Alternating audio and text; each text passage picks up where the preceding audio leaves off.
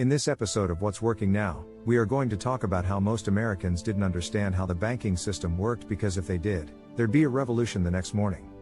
Although several decades have passed, that statement appears to be as true today as it was in the 1930s.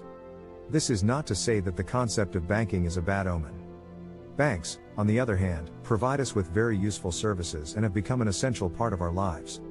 Everyone wants to keep their money somewhere safe and secure. You probably don't want to put your money under your mattress, and you also don't want to dig a hole in your backyard to hide your money. The truth is that banks are cashing out big time most of the time at the expense of the unsuspecting public, but because financial institutions operate in complex and rigorous structures, some unusual practices are hidden from the prying eyes of the public. The banks don't want you to know the 7 truths about money. One is that you're losing money every year. You've probably heard that the bank is the best place to keep your money, but no one has told you that you lose money every year when you keep it there. This isn't due to fees or someone stealing your money, it's due to inflation. Inflation is the increase in the prices of goods and services over time. What this means is that an item you could buy with a $50 note today would cost slightly more in about a year and much more in 10 years.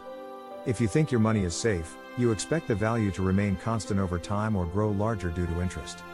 What this means is that you're losing up to 1.95% of the value of your money every year. I'm not talking about the money you've invested in financial platforms to earn returns, but rather the money you have sitting idle in your savings or checking account. If you are, I'd like you to do something right now. Pause this video, go ahead and hit the like button, and then subscribe to this channel. Every time you swipe your credit card or debit card and make a purchase, 2 banks profit from it. Banks make money through processing fees, which you may not realize because you were only debited for your actual purchase, but the merchant pays the fees. The merchant may have included these fees in the sale price because he doesn't want his profit to fall short. Let's say you bought a $500 item and paid with your card. If the merchant is charged 3% on every payment made with a payment card, that means a whopping $15 goes to the bank. The bank gets this money just for providing the machines and the convenience of payment. Would the merchant be happy to have the $15 taken off his profit? You're the one paying this fee, and I'll show you how. If the item was supposed to sell for $480, the business owner must have increased the price to $500. The additional $20 will cover the 3 deductions that will be made to the bank for card transactions, given that most people prefer to pay with their cards.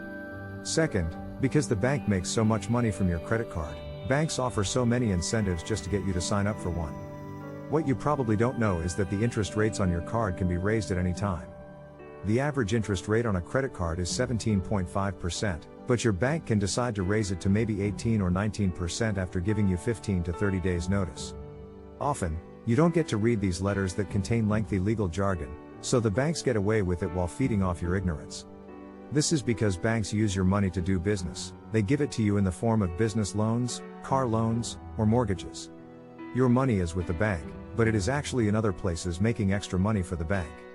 This reality became apparent in 2008 during the Depression, when panicked people went to the banks demanding to withdraw their money, but the banks did not have enough money to pay everyone. The truth is that these people don't love you, they're simply acting out a well-rehearsed script, waiting for the right moment to strike. A banker friend of mine told me how he could become a friend to a customer. He does all the things I mentioned earlier and wins their trust. He then talks them into taking a loan they didn't even plan for. Can you imagine taking a $50,000 line of credit? My friend also told me how some colleagues lost their jobs because they tried to be genuine because they cared about their clients and showed honest compassion, but because they could not meet targets when the management found out, they were shown the exit door. So you better be on your guard when next year comes around. Before signing up for any loan, make sure it's what you need and that you want to do it. Never a loan should be a loan should be a loan. 5. Fees for international transactions. Foreign transaction fees are another way that most banks profit from their customers. Your financial institution will not tell you this, but when you travel outside of the United States and use your credit or debit card to make purchases, you will incur additional fees. A friend recently traveled and spent 15 days outside of the United States. When he returned, he was surprised to find a total of $105.05 in foreign transaction fee charges on his bank statement. Most banks will not reveal all of this to you because if they did, you would be able to dump them and pursue other financial options. Some credit card programs have coverage in some countries outside of the United States. In this case, if you use their services in those countries, there will be no additional charges on your purchases. However, my friend was unaware of this and was not a member of any such program, so he was milked 6 times.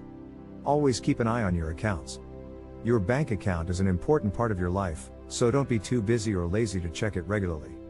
Hidden charges may be on your record that you are unaware of. If you see a charge that is not yours, report it to your bank immediately. If you report it within a 90-day window, your bank has 48 hours to return the money to your account.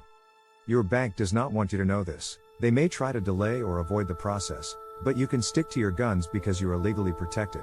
They are required to credit your money back to you. 7. You are being observed. Banks keep track of all of your financial transactions. Banks are required by law to report any suspicious financial activity to the IRS. This policy was implemented to prevent shady deals such as money laundering. Any deposit or withdrawal over $10,000 is reported to the IRS. If your account needs to be audited, the IRS will issue inquiries demanding an explanation for such transactions. First and foremost, officials want to know if you paid taxes on the funds. Second, they want to know if the transactions were legal, so whatever you do with your money, know that you're being watched. I'm sure this knowledge will help you stay clean and out of trouble. Here are some videos you could watch to learn the formula that millions of people have used to become wealthy and the habits that will make you wealthy. This is not to say that banking is a bad omen. Banks, on the other hand, provide us with very useful services and have become an essential part of our lives. Everyone wants to keep their money somewhere safe and secure. You probably don't want to put your money under your mattress, and you also don't want to dig a hole in your backyard to hide your money. The truth is that banks are cashing out big time most of the time at the expense of the unsuspecting public, but because financial institutions operate in complex and rigorous structures, some unusual practices are hidden from the prying eyes of the public. Thank you, guys, so much for watching. If you like this video or think it would benefit a friend or someone else, please share it.